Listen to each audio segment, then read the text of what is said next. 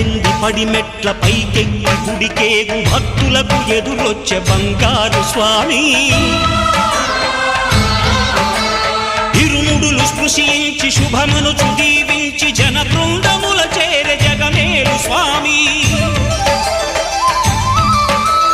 తన భక్తులొనరిల్చు తప్పులకు తడబడి ఒక పక్క ఒరిగెన ఓంకారమూర్తి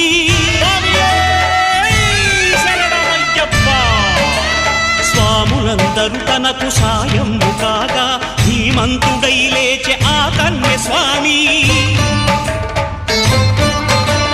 పట్టబంధము వీడి భక్తతతికై